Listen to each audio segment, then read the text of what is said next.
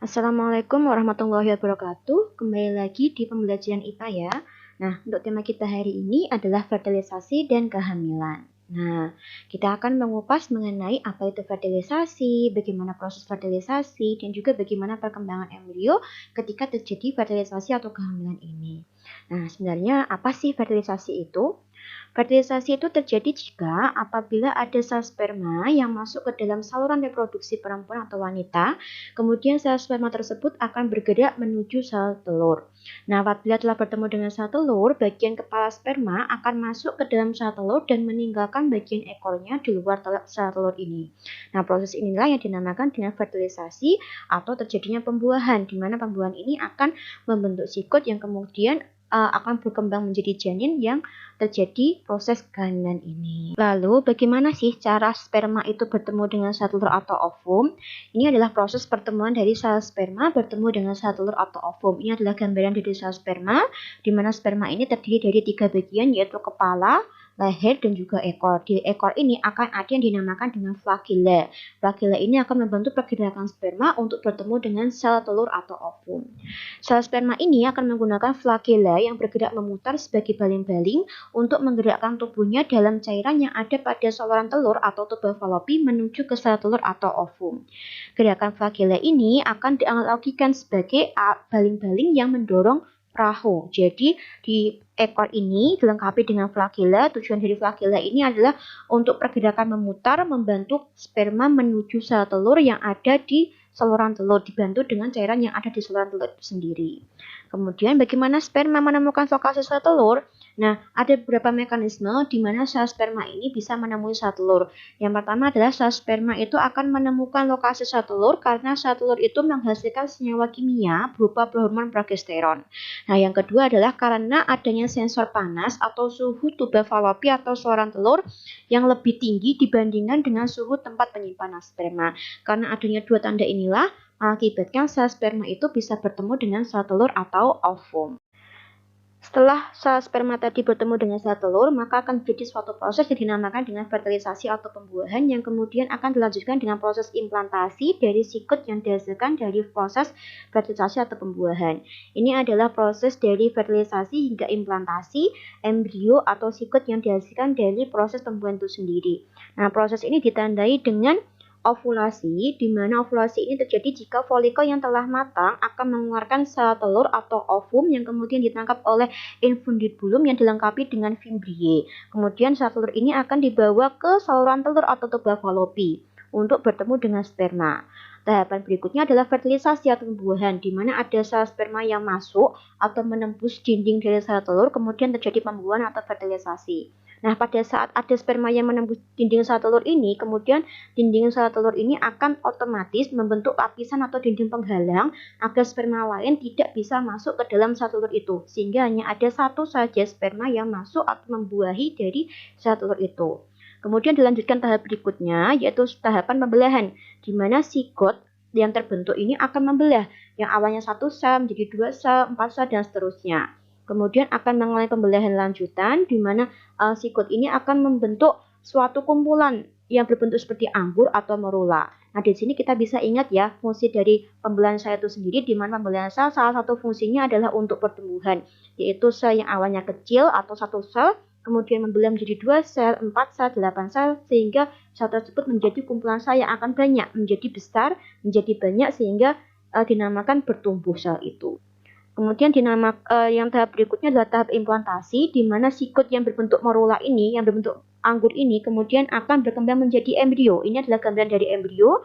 Kemudian embrio ini akan turun ke rahim ya di sini ya. Kemudian akan menempel di dinding atau lapisan endometrium tadi. Nah, inilah yang dinamakan dengan tanda kehamilan, di mana terjadinya atau terjadi implantasi embrio di lapisan atau dinding rahim. Jika ada embrio atau janin yang menempel di lapisan endometrium ini, maka tidak akan ada yang namanya siklus menstruasi karena tidak ada proses peluruhan lapisan atau dinding endometrium karena adanya sigot atau janin tadi. Berikutnya, setelah embrio ini tertempel atau terimplantasi pada dinding endometrium atau lapisan endometrium, embrio ini akan terus-menerus berkembang. Nah, perkembangan embrio ini akan terjadi di uterus atau rahim atau kandungan selama beberapa tahap. Ini adalah beberapa tahap perkembangan janin atau embrio dalam kandungan, di mana terbagi menjadi 3 tahap, yaitu tahapan perkembangan trimester pertama, usia janin antara 1-3 bulan, tahapan perkembangan trimester kedua, yaitu usia janin antara 4-6 bulan, dan tahapan perkembangan trimester ketiga, yaitu usia janin antara 7 hingga 9 bulan. Berikutnya dapat dilihat tahapan perkembangan janin dari mulai trimester pertama hingga trimester ketiga terjadi pada kandungan atau rahim ibu. Ini adalah beberapa tahapan dari perkembangan embrio atau janin itu sendiri. Di mana pada tahapan trimester pertama, embrio itu sudah memiliki struktur yang lengkap dan dapat disebut sebagai janin. Janin terlekat pada tali pusar yang terhubung dengan plasenta dan terlindungi oleh kantong amnion atau kantong ketuban. Pada saat akhir trimester pertama, janin terlihat seperti miniatur manusia. Jenis kelaminnya biasanya sudah tampak tetapi tidak bisa terdeteksi dengan alat USG. Namun detak jantungnya bisa terdeteksi walaupun masih tipis atau masih ringan. Berikutnya pada trimester kedua, janin telah terlihat seperti bayi. Jari tangan dan jari kakinya sudah mulai terbentuk. Pada bagian ujung jarinya juga sudah mulai tumbuh kaku. Janin ini telah memiliki alis dan bulu mata. Permukaan kulitnya juga sudah ditumbuhi oleh rambut. Nah, dan janin ini sudah mulai aktif bergerak sehingga pada saat trimester kedua pergerakan janin sudah sangat aktif kembali dan terasa oleh si ibu. Dan pada akhir trimester kedua, mata janin sudah mulai membuka dan mulai terbentuk gigi. Kemudian dilanjut trimester ketiga, ya ditandai dengan janin mengembangkan kemampuan untuk mengatur suhu tubuh sendiri. Tulangnya mulai mengeras, ototnya mulai menebal, dan pada saat ini ukuran bayi itu mempunyai berat sekitar 2-3 kg. Dan biasanya pada trimester ketiga ini sudah mulai menunjukkan jenis kelaminnya dan dapat dideteksi melalui alat yang dinamakan dengan USG. Nah, setelah melewati tahapan trimester ketiga kehamilan, maka organ bayi ini telah berkembang sempurna. Kemudian bayi telah cukup usia untuk dilahirkan. Berikutnya, bagaimana sih proses kelahiran dari bayi itu sendiri? Nah, setelah ini kita akan mempelajari tentang bagaimana pada saat bayi itu dilahirkan. Pada proses melahirkan akan dipicu oleh tingginya level hormon estrogen. Tingginya kadar estrogen ini akan memicu kepekaan uterus atau rahim terhadap hormon oksitosin.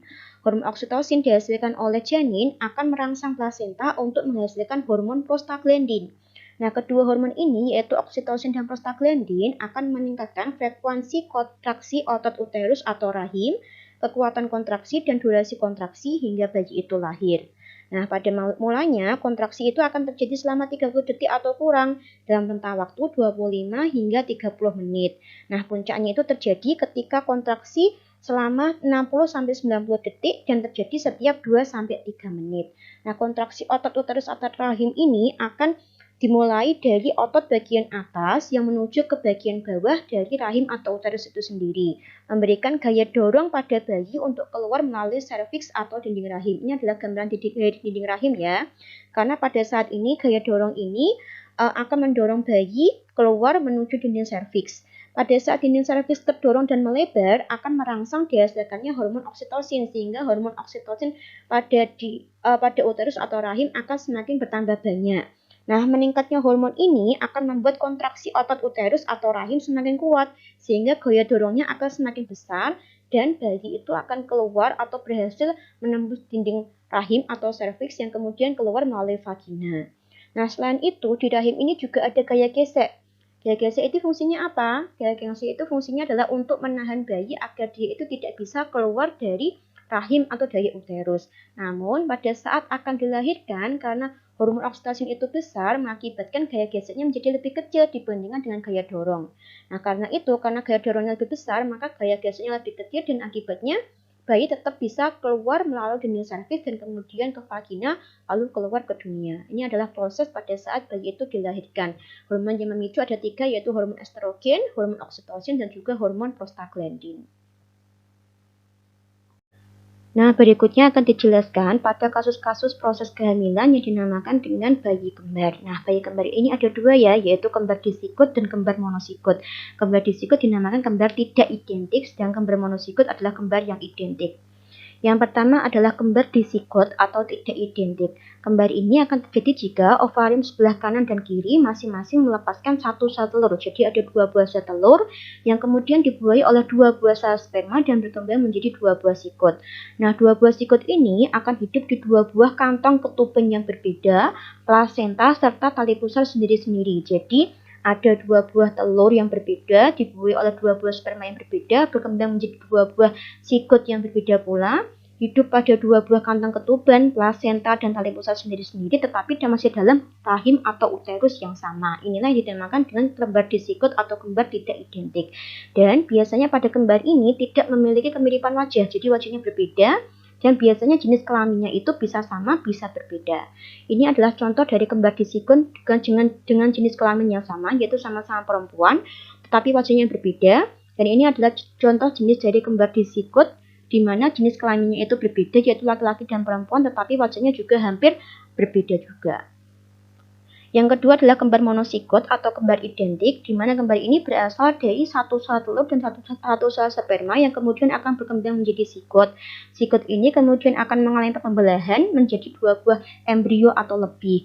Nah, embrio atau lebih ini akan berbagi kantong ketuban dan plasenta, namun mempunyai tali pusar sendiri-sendiri. Dan biasanya pada kembar monosigot ini mempunyai jenis kelamin yang sama.